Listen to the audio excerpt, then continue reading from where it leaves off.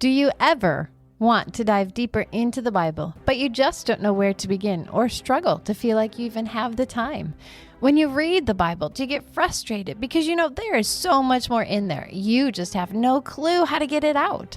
Or maybe you just want to know the Bible better and you're looking for any resource to help. Well, then this is the podcast for you. Welcome to the Context and Color of the Bible podcast. We are two sisters. I'm Erica. And I'm Veronica. We love to study the Bible and help others understand it better. When it comes to our own study of Scripture, we have found that in bringing back the context of Scripture, it adds so much to our understanding. It actually adds color to the black and white pages of the text. Welcome to the new year. I know, 2026. Yes. We are nearing the end of Deuteronomy. I think you said a couple weeks ago there's like 34 chapters. Let me look really quick. We are covering, 34 chapters. We are covering chapters 25 and 26 today. This is the end of the law code in Deuteronomy. So the specific commands. The specific commands. And if you go back to when we started way back in September, Moses is standing in front of these people going, I'm leaving you. We're on the edge of an amazing thing, but here's what you need to know. Right. But as you do it, you hear Moses start going, do this, because every so often he reminds them, remember how it was. This. Moses keeps telling them over and over again, you can do this. This is not impossible. It makes me think of like, what's that phrase? The cost benefit analysis. Like, what's this going to cost me versus what's the benefit of doing it? And Moses, I feel like, is legit going, here's the cost.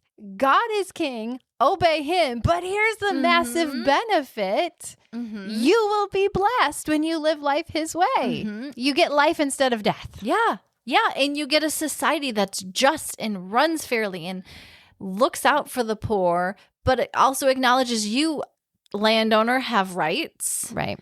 I mean, there's so much now I see of God in his compassion, in his justice and mercy mix so well together in him that it's like you're just and you're merciful and it's amazing. Yes, you see so much on the one hand, but on the other hand, I mean, he balances it all perfectly. And I go, God, you are so much smarter, than I am. Right. And just his attention to detail and where he goes, you know what, here's what I'm going to be really specific. And other times I'm going to leave some vague room, some wiggle room there. But let's finish up today. We are getting into continuing these kind of random miscellaneous laws. And as we get into verses 1, 2, and 3 of chapter 25, you need to realize this is dealing with court punishments, the flogging. These are about a criminal case. It's not a civil dispute, which makes it a little more, if you're charged with criminal activities. So like a thief or... Probably. They didn't specifically lay it out, but okay. Not you and your your neighbor over here got in a fight and one of you gets to whip the other one. Right. So the person must be found guilty by an impartial judge, and the verdict must be rendered finding the person wrongfully guilty and the other person innocent. So you see that clearly not all punishments will involve flogging. There needs to be a magistrate who is present and supervises the flogging. So even though you give floggings, there's still safeguards around it. One commentator said there's no reason given why the person must lay down. But you need to know that in the ancient Near Eastern societies, flogging had a range of 5 to 100 lashes. Yeah, I mean, I was thinking about in Rome, like how many men flogged were killed as they flogged. Like most people did not survive the flogging. That's how devastating it was. So God says you're going to have a limit. And the purpose is to prevent abuse and humiliation. So therefore, in most cases, it probably was fewer than the 40 lashes. Paul talks about it. He got flogged. I know. Several times. And he mentions the 40 minus 1. So they were still doing this in the time of Jesus. Yeah, which is crazy to me. But by limiting it to 40, and I think the minus 1 was to make sure you didn't accidentally lose count and go over. Okay. That's what I've heard. But it would also prevent the person being flogged from begging hysterically or soiling himself in fright or pain. So you're preserving, even in the punishment, you're preserving his dignity. Wow. I know. So, but we're going to see then that God doesn't just care for people, he also cares for animals. So verse 4 talks about muzzling an ox while he's working. First of all, this applies to all animals, not just ox. But you want to remember that even animals are given a Sabbath. So if the animals are given a Sabbath, they're also allowed to eat freely while they're working. Erica, you ready for some fun verses? Not as bad as chapter 23, but verses 5 through 10. You have a woman whose husband dies and she doesn't have any children yet. What do you do with her? Why? I cannot even, I'm not going to lie. Aren't you glad you have kids? I know. Yep. Mm-hmm. Okay, so you have this situation. The woman comes into the man's household. Mm-hmm. She now is part of that family. She potentially brought in land or dowry. She gets enveloped into this family. Her husband dies, and if there's children, anything he owned would pass on to his children, boys and girls. Numbers 27 says daughters can inherit if no sons are available. So the problem becomes now, what do you do with this woman who's married into the family? Her husband dies, and there's no children. You give her to her brother-in-law. You give her to her husband's brother because that keeps her in the family, keeps any land in the family, so it continues to protect and provide for her and not have to get into splitting up any property, having anything removed. Because the son, essentially, if she had a son, he would perpetuate the brother's name and the memory, which would ensure the widow has economic support and family around her. So this is intended to prevent the widow from marrying outside of the family and preserves her husband's name. So you give her to the brother. But again, actually, the brother has a choice. He can choose not to marry her. He might have a wife who doesn't want another spouse. That would be me. Not gonna lie. I know. I mean, there's so much. But if he refuses, he now has to submit to a procedure that will stigmatize him, because he is essentially because by marrying the woman, he's preventing his brother's name from being blotted out. But by not marrying her... I know. It's like his brother never even lived. He's erasing his brother's memory. It's a horrible thing as a family member in that time period. I get it. Thank you, Lord. I know. I'm not in that. But, I mean, it's just crazy. She's now humiliated because he rejected her. If he says no. So she gets to humiliate him in return.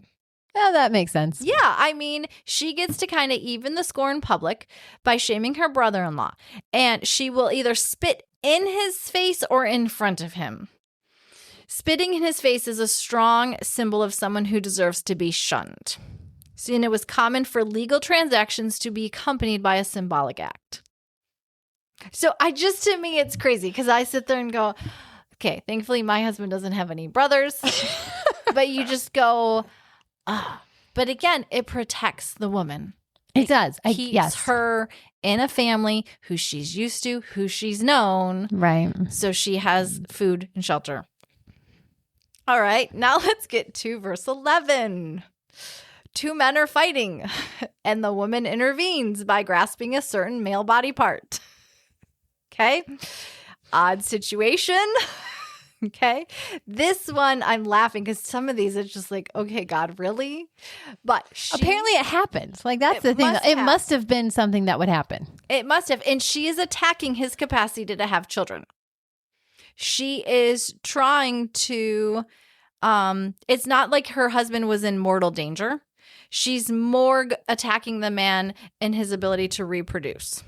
So it's more of a spite. Yes. It's more of a symbolic. Than I'm actually helping, knock him on the side of the head with a wooden board. Right. And commentators are pretty sure it's not actually literally cutting off her hands. It's more of a statement about equality, something that is equal to our hand. It goes with eye for eye, tooth for tooth. It's not literal, but all of those are showing it doesn't matter if the person is rich or poor. A poor man's eye is equal to the rich man's eye. You have to find something that is equal in monetary compensation. So there's those random fun verses. Now, verses 13 through 16 are going to talk about dishonest weights. And truthfully, when you read it, it says large or small, heavy or light. To me, it was like, well, what's the problem? I would want light weights and heavy weights because But it's to be dishonest with. Yes. So essentially, you have two sets of weights that look exactly the same, but one weighs more than the other. God doesn't even want you to have a temptation in your house that you would, because back in those days, people use scales when you're at the marketplace. So God says, don't even have the ability or the temptation to cheat someone by having two sets of weights, one that weighs a little bit more, a little bit less. Because false weights were actually widespread in the world around Israel. In the pagan world. In the pagan world. Doesn't surprise me. Now, look at verse 15. It says, let me turn my page, or Erica, you can read it. I think this is your verse 15. For everyone who does these things, Yes. everyone who deals dishonestly is abhorrent to the Lord your God. Yes, verses 15 and 16. Thanks. Because this is one of the few verses that you have a long life is a reward. Is that what yours said? No, it is 15 in mine. You must have accurate, honest weights and measures so that you may live long in the land of the Lord your God is giving you. I mean, it's crazy. There's certain times God goes, if you do this, you'll have a long life. This is one of those verses. Because a long life is a reward granted by God for obedience to his laws. Verses 17 through 19 then. We're going to get into the Amalekites. Erica, who are the Amalekites? A people group. They came after Israel, but they went after the weak and the old, the elderly, the people that were struggling as they were walking to the land. They were like totally dishonorable in the way they fought Israel. It was horrible. Yeah. And God still says, and Moses still says, remember them and wipe them out. Which calls into play Saul. Yes. And a story with him, which then calls into play Esther. And a story with her. Those are some connections we'll just throw out there. Yep. But they had no reverence for God. God's like, wipe them out. And remember this. God is serious. He does not mind wiping people out occasionally. I mean, when judgment falls, it can fall hard. Yeah. I mean, well, there's consequences for your actions. Yeah, true. That's a good way to put that's it. where you want to go is there's consequences. Can you wiggle the mouse? Oh, thanks. Yep. So I saw you pointing to her and she's not getting it. I thought you were pointing to consequences. Nope. All right, chapter 26. This is the end of the law code. We started in chapter 12. And actually, commentators say the last specific law ended at chapter 25, verse 16. But we have a few more laws here. We are getting into the nation's obedience has been symbolized in the individual worshiper. He's not merely obeying God's commands, but he's accepting the terms on which they are given. So as we get into 26, this is looking ahead. When you've settled in the land, when you're bringing an offering to the Lord from the first of your crops, Moses says, here's what you're going to do. Here's what you're going to say. Here's the things you're going to think about. Here's what it's going to teach you. They are going to retell their story. They had a father who was wandering. Then they went to Egypt where they were mistreated. And then God brought us out and he brought us to this land with milk and honey. And now we're bringing this to the Lord. So as we start in verse 1, this is a familiar introductory formula of God's gift of the land into an instruction to bring some of the first ripe grain of their harvest. And you have in verse 2, we have this universal God, a God who creates the universe. He's outside of everything, and yet he resides everywhere. And he's going to establish his name in one earthly location. The temple he's going to instruct his people to build will ultimately be in Jerusalem. And the Hebrew language here, as we get into this, is going to start to distinguish between singular and plural forms of you. So it'll be the entire nation coming together. And if you think about it, you'll hear the Jews speak as we did this. They don't say they went out of Egypt. It's we went out of Egypt. And I believe to this day, yes, they still say that. When you celebrate Passover, it's always in like the we current mindset. Mm-hmm. And it was interesting. One of the commentators brought up, until this moment, all the gods were gods of nature. Now you have a God of history. Oh. I know. I liked that idea. If all the other gods are just gods of nature, controlling the rain, controlling the winds, the sun, but now you have a God of history. And he's like, you're going to remember your history. And one of the best ways he reminds his people of that, is rituals. Mm-hmm. And rituals are the heart of the Jewish practice and their identity, and the reason they're still here today, because those rituals bind them together. Those rituals keep all of this alive. We talked about that a couple of weeks ago when we talked about President's Day. I read an article on President's Day? Yes, it was fascinating. I thought about you because the lady's whole point was how we are losing ritual in America, because when she was growing up, they celebrated George Washington's birthday with something and Lincoln's birthday was something. And then both of those got scrapped to this nebulous President's Day that nobody knows what it's about and what they're celebrating. And I was like, thank you. It's not just me. But she was all about how, as Americans, we need to start creating ritual again because we're losing our identity. Sorry, I totally interrupted. No, because that fits. Because when rituals lose their meaning and just become habits, that can lead to young people who abandon. Yeah, why am I doing this? It means nothing. Whether it's their religion or whatever they're celebrating, till you get to the point where we go, I don't even know what it's a day I on the calendar. what we have it for except a mattress sale. Yes, but I love that idea, Air. So we have instructing the Jews about what's most important to say to and about God on a regular basis. You are coming to God regularly with these offerings and saying things about what should be valued in life. And most Jewish prayers are meant to be said with other people. I think this is one thing in the church we have lost. Yes. You have communal prayers and spontaneous prayers, but many of the Jewish prayers in the Bible consist of biblical citations so that the Jews are learning and committing parts of the Bible to memory. Reciting prayers preserves that connection with the past. And yes, when you recite things, it can become rote. So you do want to keep those spontaneous prayers to keep things alive and real. But there's something about keeping it together and doing it with other people and going, you know what, there's a reason and a purpose that I'm anchoring this in the past to know what I'm aiming for. Erica, would you read verse 11? So sometimes my verses are I know, off from because yours. you have a Jewish Bible. I know. I got my sister's Hebrew to English Bible. Not your sister's, my your daughter's. I want, and you and the Levites and the aliens. So I don't know if you're 10 or 12. And that is 11. Okay. And you shall enjoy together with the Levites and the stranger in your midst all the bounty that the Lord your God has bestowed upon you and your household. Perfect. Do you realize this is a command to enjoy God's bounty? Party! The Hebrew word is be happy. Given how much pain the vast majority of the people have endured, this command is actually quite remarkable. The Torah renders happiness a moral and religious obligation. Do you ever think about that? Your job, you are commanded to be happy in Scripture.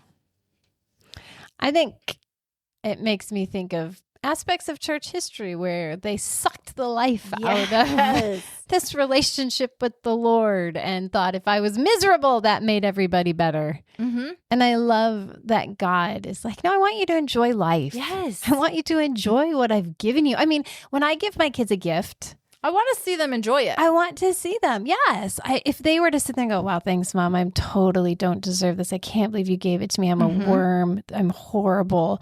I can't enjoy this, Mom. I'm not good enough. Like, no, I love you. Enjoy the gift. Because happiness is an emotional state. It's a behavioral practice and it's a moral obligation. Unhappy religious people actually reflect poorly on God and everything he's commanded us to do. It's so true. When you meet a believer, who is not Grumpy. who's grumpy. Yeah. Depressed. Yeah. I mean, in depression, I shouldn't say depressed because there are legitimate times. And there are down times in life. Yes. Like, honestly, there are times that are hard and struggling, and that's not wrong. Yes. But if your overall mentality is constantly Negative. what does that say about your God? Because, okay, so we're going to get a little bit more into tithing. Totally changing off the topic. Verses 12 through 15, because I'm going with scripture, talks about tithing and taking care of the needy. The Torah mandates a 10% flat tax on all Israelites, regardless of their economic status. And we've talked about, again, why that's so much better than a percentage is better than a flat fee. Because everyone can do a percent, but your percent will be a different amount than mine, but we're all giving equally in that way. Right. And then, I mean, that just amazes me. In America today, we're so, I don't know, I'm going to tread carefully, but I love the idea of God going 10%, whether you are rich or you are poor or you are middle class, 10%. So if that's $1, you give that dollar. If that's 100, if that's 1,000,000, like how much? Because ultimately God doesn't need it. Right. But you're going to turn around then, and these are going to, every 3 years, these are going to be given to the poor. It's going to reflect that no, I don't want to say that. Every species may be tithed in its own season. And this is I'm skipping something. Oh, I know. The earnings of the poor go during the 3rd and 6th year, and it's a 7-year cycle. So you pay towards the poor in essentially, because then the other 2 years, you're taking your tithe to the temple and personally consuming it at the temple. That's what I was looking for in my notes. Oh, so you take a break. Out of every 3 years, 2 years I get to celebrate, but then 1 year I'm reminded to be generous. Yes. And there could be, it might not be an actual every 3 years because you start to get into the 7th year cycle. What do we do then? Right. But essentially, 2/3 of the time, you keep your own tithes. Right, because you worked hard. The tabernacle, the temple. Then 1/3 of the time, it goes to help supply for the poor and the needy. Right. In your town. I love the way God is constantly mixing this justice. Like you earn what you work hard for, you earn. You get to use it. But you know what? You need to be generous. There are people out there who are struggling. You be generous. All right. So verse 14, will you read that, please? Okay, let me know if this is right. I have not eaten of it while in mourning. I have not cleared out any of it while I was unclean. I have not deposited any of it with the dead. I have obeyed the Lord my God. I have done just as you commanded me. So interesting. You're not giving these tithes, eating it when you're in mourning. That means putting food on a relative's graves or presenting it to Baal or Moloch. This is a reminder that they are obeying God by celebrating life and not death. And these tithes are meant for the living.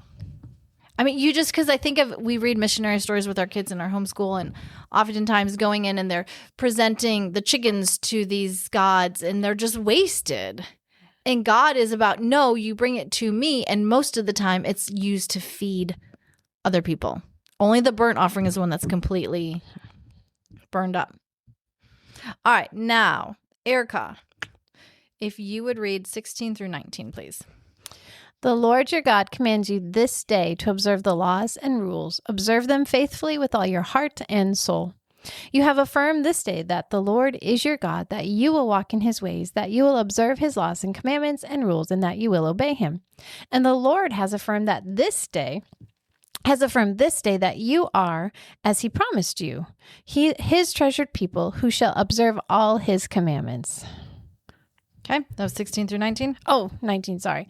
And that he will set you in fame and renown and glory high above all the nations that he has made, and that you shall be, as he promised, a holy people to the Lord your God. Okay, so all these laws in their details are now concluded. This present passage sums up Israel's duty to obey them wholeheartedly and underscore that they're more than just details of a legal code. This is the basis of their mutual relationship with God, and it's been established here. The relationship is not purely emotional or spiritual, but it entails mutual obligations with consequences. So they have had it clearly laid out. This is not an emotional state when they're like, yes, we'll do it. It's not like they're coming off this amazing high. And it's like, well, I wasn't really thinking when I agreed to that. No, they've had time to think, to ponder, to know, here's what we're agreeing to. God and Israel have each proclaimed their acceptance as the other parties of the covenant, and they're proclaiming specific commitments to each other. This was not like the Abrahamic code is pretty much just all on God. God comes to Abraham and says, hey, I'm using you and I'm going to do this and it'll never be broken. And Abraham obeys, though. His test with Isaac and with all that he does obey, but now it's all on God. Yes. Yeah. This time, it's not God alone, and it consists of the Jews, the Israelites, walking in his ways, observing his laws, and obeying him. In short, it requires actions as well as understanding intellectually. So now, here's the thing. As I wrapped this all up and I was thinking about it, I was like, this group of people just agreed to an eternal commitment on behalf of their children and their great-great-great-great-great-great-grandchildren. Can you imagine, Erica, somebody agreeing to something on your behalf without asking you? Well, I can. So can I. It happened occasionally. Might be why I thought of this of growing up, because it irritated me. Our well-meaning mother would occasionally agree that we would babysit. Oh, my daughter can do that for you. And yes, she was always right. We could. Yes. But it was one of those like, ask me. Yes. Just please ask. Yes. So here, it is frustrating. It's very frustrating. And now you have an entire people group agreeing that forever and ever, their descendants will abide by these laws. I mean, we've just spent the last how many weeks looking at these laws, and this people group went, hey, yeah, my kids are going to do it. My grandkids are going to do it. My great-great-great-great-grandchildren are going to do it. Forever. My family is going to do this forever. Yes. What does that mean to the original group then who made this decision? What must they be thinking? Honestly, until you said this to me, I had not ever even thought this, but I think you're right, Veronica. They must have thought this was a good thing to bind their family to forever. Yeah, this was something they agreed to. They loved it so much. They saw the beauty and the benefit and the blessings and the rewards that they went, we want this for every single family member forever and ever. Which I get. I would love to bind my children and grandchildren and great-grandchildren and great-great-great-grandchildren to God forever. Yeah. I would love to do that. I could just go, God, this family line coming through me and my children and their offspring forever and ever is yours. Yeah. Do it, God. Yeah. I mean, that to me, that's how much they went, this is a good thing. These commands, these blessings. And it's not off a spiritual high. This is off of we've had time. I mean, look how long it took Moses to say all that.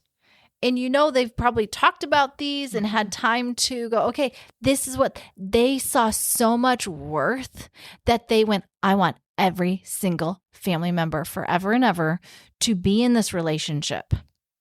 So with that, you go, okay, that's their mindset. This is amazing. But then I also thought about if they think it's such a great idea, it's up to them to pass that idea onto their children.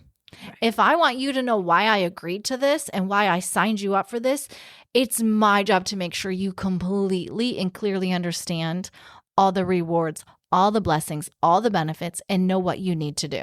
Right. I don't want you to come back and hate me for signing you up. And I don't want my grandchildren to not know why we do this. But I need you to know now, okay, child of mine, it's your job to pass it on to your children why I signed us up for this. I mean, just think of the pressure it puts in a way of you better be able to explain and understand and know and pass it on to the next generation. Because easily within 3 or 4 generations, if each generation's not passing on, people are going to go, why are we doing this? What is the purpose? Why? I don't care. I'm going to go do X, Y, Z. And so it's on to that first generation to pass it on and then make sure that first generation goes, hey, generation below us, you better do it. And here's why. And so in a way, you just go, there's so much reason and thinking and explanation that needs to flow. So you see that in those rituals of, okay, here's why we're doing this. Here's why we said this. Because truthfully, Dennis Prager says, we learn how to drive, swim, throw a football by watching other people do it correctly. You don't learn that very well from reading. No, you don't. No, you learn that from watching it. So the Jewish people were chosen to be a demonstration community.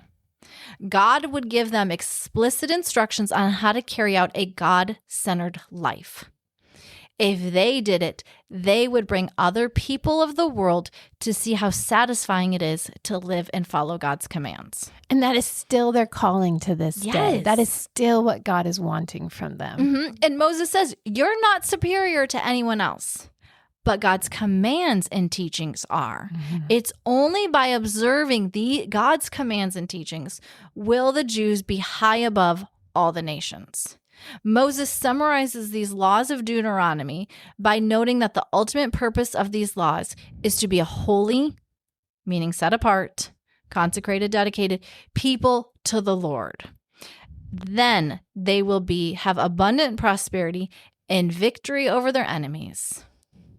And so remember, you go, okay, go back to the beginning. Moses is trying to bring this whole group. They're at the airport going, we're about to embark on the plane. We're about to go, but we're spreading apart. We're going to be in different areas with different lifestyles, different agriculture. How do we keep you united? By sharing a common land, by sharing the common memory, this culture and these laws that will keep them together, and it will help them focus on developing their community rooted in the belief that they are chosen and holy people, accountable for what happens in their cities and in their homes. So you go, this is how you keep them together. We will regularly come together in Jerusalem to worship the Lord. When we travel throughout our land, we will have things that hold us together in common. Our Sabbaths, our food, our festivals, our laws keep us all going, you're my brother, here's how I treat you.